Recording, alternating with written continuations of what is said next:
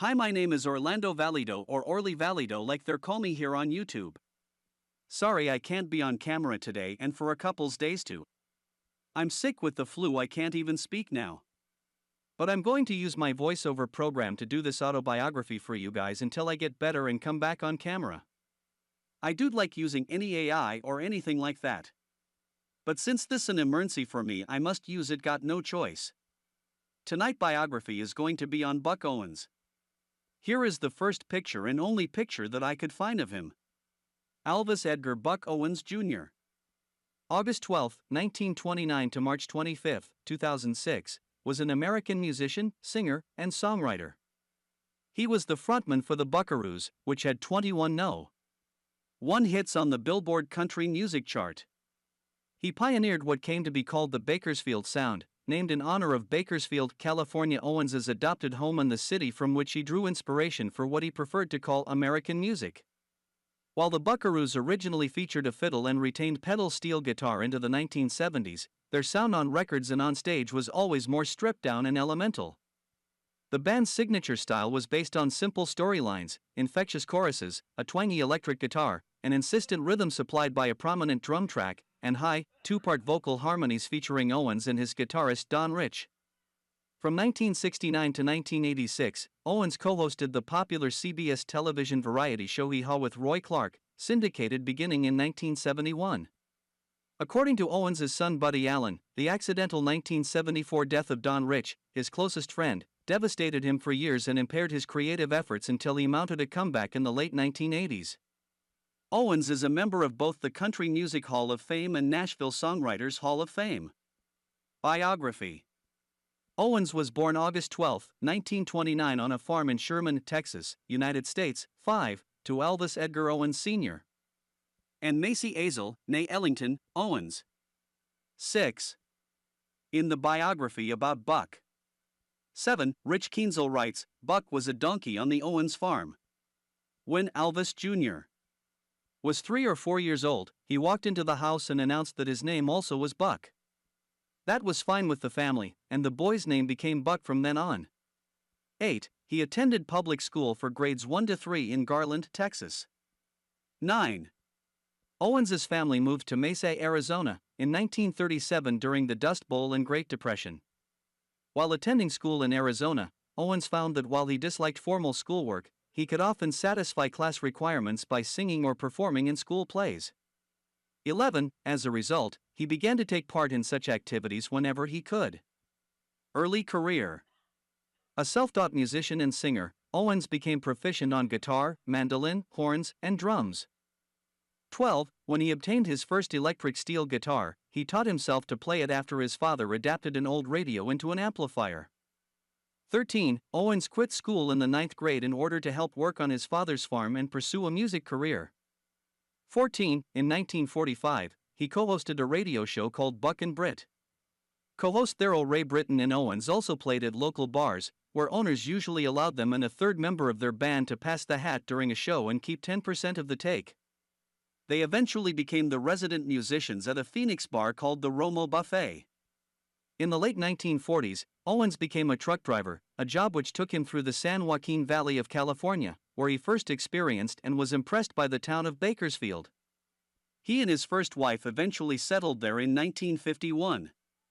Soon, Owens was frequently traveling to Hollywood for session recording jobs at Capitol Records, playing backup for Tennessee Ernie Ford, Wanda Jackson, Tommy Collins, Tommy Duncan, and many others.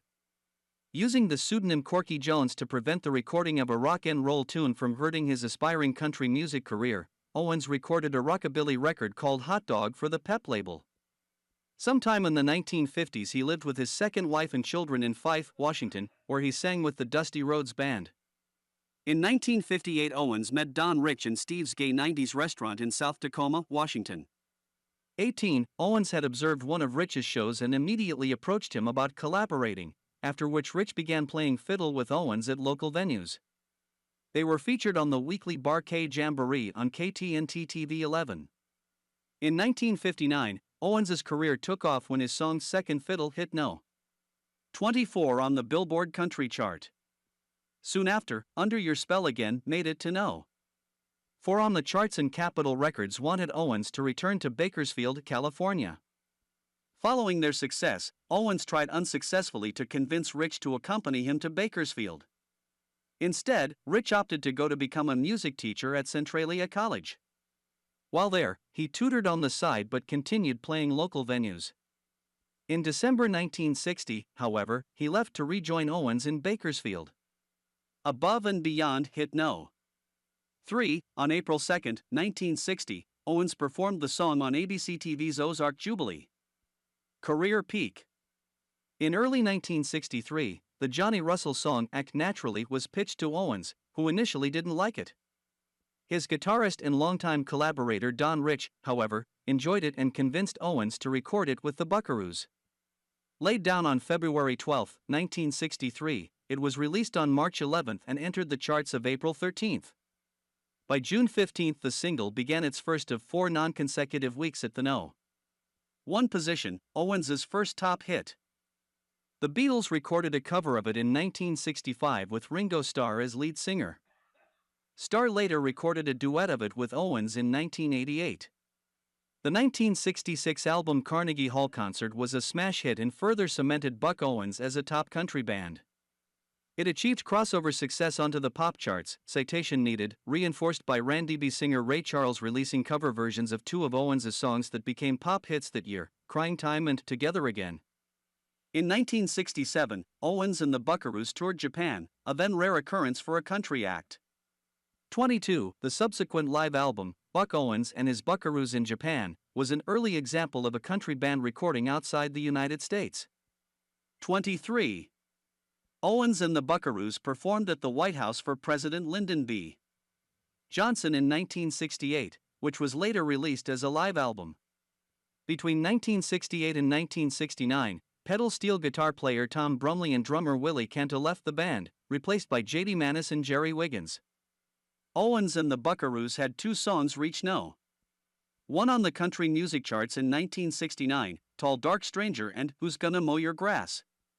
In 1969, they recorded a live album, Live in London, where they premiered their rock song, citation needed, a happening in London town and their version of Chuck Berry's song Johnny B. Good. During this time Hee Haw, starring Owens and the Buckaroos, was at its height of popularity. The series, originally envisioned as a country music's version of Rowan and Martin's Laugh-In, went on to run in various incarnations for 231 episodes over 24 seasons. Creedence Clearwater Revival mentioned Owens by name in their 1970 single Lookin' Out My Back Door. Also between 1968 and 1970, Owens made guest appearances on top TV variety programs, including The Dean Martin Show, The Ed Sullivan Show, The Jackie Gleason Show and 7 times on The Jimmy Dean Show. In the early 1970s, Owens and the Buckaroos enjoyed a string of hit duets with his protégée Susan Rae, who subsequently became a popular solo artist with Owens as her producer. In 1971, the Buckaroos bass guitarist Doyle Holly left the band to pursue a solo career. Holly was known for his booming deep voice on solo ballads. His departure was a setback to the band, as Doyle had received the Bass Player of the Year award from the Academy of Country Music the year before and served as co-lead vocalist, along with Don Rich, of the Buckaroos. Citation needed, Holly went on to record 2 solo records in the early 1970s, both were top 20 hits. Owens and Rich were the only members left of the original band, and in the 1970s they struggled to top the country music charts. However, the popularity of Hee Haw was allowing them to enjoy large crowds at indoor arenas. After 3 years of not having a number 1 song, Owens and the Buckaroos finally had another No. 1 hit, Made in Japan, in 1972. The band had been without pedal steel since late in 1969 when Manis departed. In April he added pedal steel guitarist Jerry Brightman, and Owens returned to his grassroots sound of fiddle, steel, and electric guitars, releasing a string of singles including Arms Full of Empty, Ain't It Amazing Gracie, and Ain't Gonna Have Old Buck, to Kick Around No More. Owens' original version of Streets of Bakersfield was released in 1972. Death of Don Rich. On July 17, 1974, Owens' best friend, the Buckaroos guitarist Don Rich, was killed when he lost control of his motorcycle and struck a guardrail on Highway 1 in Morro Bay, where he was to have joined his family for vacation. Owens was devastated. He was like a brother, a son, and a best friend, he said in the late 1990s. Something I never said before, maybe I couldn't, but I think my music life ended when he died. Oh yeah, I carried on and I existed, but the real joy and love, the real lightning and thunder is gone forever. 24. Owens would never fully recover from the tragedy, either emotionally or professionally. Business ventures. KUZZ radio logo featuring a depiction of Owens's trademark guitar. Before the 1960s ended, Owens and manager Jack McFadden began to concentrate on Owens's financial future. He bought several radio stations, including KNAX AM, later KCWW, and KNAX FM in Phoenix and KUZZ FM in Bakersfield. During the 1990s, Owens was co-owner of the country music network Real Country, of which the Owens-owned station KCWW was the flagship station. 26. In 1998, Owens sold KCWW to ABC/Disney $4.8850,000, 27, and sold KNAX-FM to Clear Channel Communications, but he maintained ownership of KUZZ until his death. Owens established Buck Owens Enterprises and produced records by several artists. He recorded for Warner Brothers Records, but by the 1980s he was no longer recording, instead devoting his time to overseeing his business empire from Bakersfield. He left Hee Haw in 1986. Later career. Country artist Dwight Yoakam was largely influenced by Owens's style of music and teamed up with him for a duet of Streets of Bakersfield in 1988. It was Owens's first No. 1 single in 16 years. In an interview, Yoakam described the first time he met with Owens. We sat there that day in 1987 and talked about my music to that point, my short career, and what I'd been doing and how he'd been watching me. I was really flattered and thrilled to know that this legend had been keeping an eye on me. 28. Owens also collaborated with Cletus T. Judd on the song The First Redneck on the Internet in 1998, in which Owens also appears in the music video. The 1990s saw a flood of reissues of Owens's Capitol recordings on compact disc, the publishing rights to which Owens had bought back in 1974 as part of his final contract with the label. His albums had been out of print for nearly 15 years when he released a retrospective box set in 1990. Encouraged by brisk sales, Owens struck a distribution deal with Sundazed Music of New York, which specializes in reissuing obscure recordings. The bulk of his Capitol catalog was reissued on CD in 1995, 1997, and in 2005. Sometime in the 1970s, Owens had also purchased the remaining copies of his original LP albums from Capitol's distribution warehouses across the country. Many of those records, still in the shrink-wrap, were stored by Owens for decades. He often gave them away as gifts and sold them at his nightclub for a premium price some 35 years later. In August 1999, Owens brought back together the remaining members of his original Buckaroo band to help him celebrate his 70th birthday at his Crystal Palace in Bakersfield. Owens, Doyle Holly, Tom Brumley, and Will Cantor performed old hits from their heyday including I've Got a Tiger by the Tail and Act Naturally. Long before Owens became the famous co-host of Hee Haw, his band became known for their signature Bakersfield sound, later emulated by artists such as Merle Haggard, Dwight Yoakam, and Brad Paisley. Buck inspired indie country songwriter and friend Terry Fraley, whose band The Nudie Cowboys possessed a similar sound. This sound was originally made possible with two trademark Silver Sparkle Fender Telecaster guitars, often played simultaneously by Owens and longtime lead guitarist Don Rich. Fender had made a Buck Owens signature Telecaster, and after his death paid tribute to him. 29. In 2003, Paisley blended creative styles with this guitar and his own Paisley Telecaster, creating what became known as the Buckocaster. Initially, only two were made, one for Paisley himself and the other presented to Owens during a New Year's celebration that Paisley attended in 2004. Following the death of Rich, Owens's latter trademark became a red, white, and blue acoustic guitar, along with a 1974 Pontiac convertible Nudie Mobile, adorned with pistols and silver dollars. A similar car, created by Nudie Cone for Elvis Presley and later won by Owens in a bet, is now enshrined behind the bar at Owens's Crystal Palace nightclub in Bakersfield. Owens would hand out replicas of his trademark acoustic guitar to friends, acquaintances, and fans. Each would contain a gold plaque with the name of the recipient. Some of these guitars cost $1,000 and up. Personal life. Owens was married 4 times, 3 ending in divorce and 1 in annulment. He married country singer Bonnie Campbell Owens in 1948.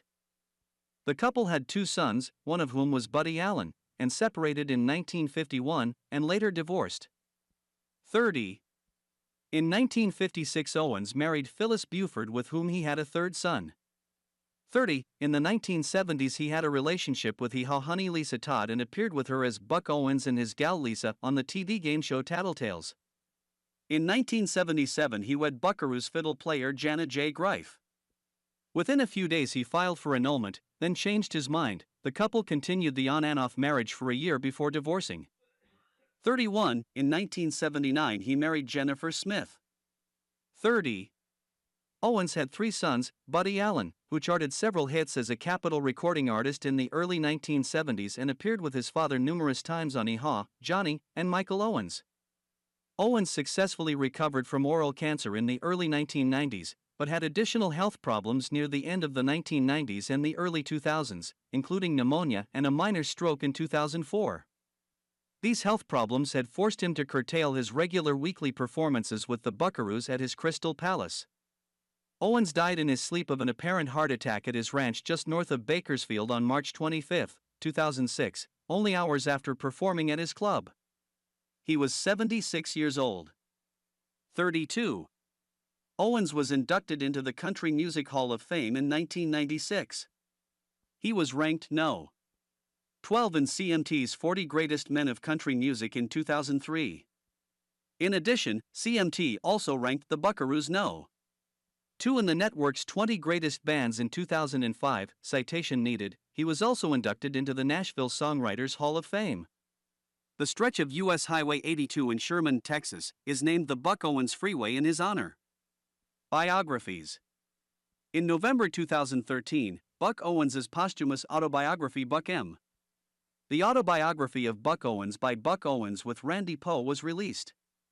The book has a foreword by Brad Paisley and a preface by Dwight Yoakam. In a 2007 authorized biography, Buck historian Catherine Burke gives a positive account of Owens. In Buck Owens, the biography, 2010, investigative journalist Eileen Sisk offers a critical account of Owens and the shortcomings in his private life. Okay guys, I hope you have enjoyed the biography of Buck Owens. Like always, remember to pray for yourself, for your family, for your neighborhood. Pray that there is no more pandemic wars in the world. Pray in the mornings, midday, afternoon, and before you go to sleep. Let's see if in couple of days I can get back on camera and do your biography myself.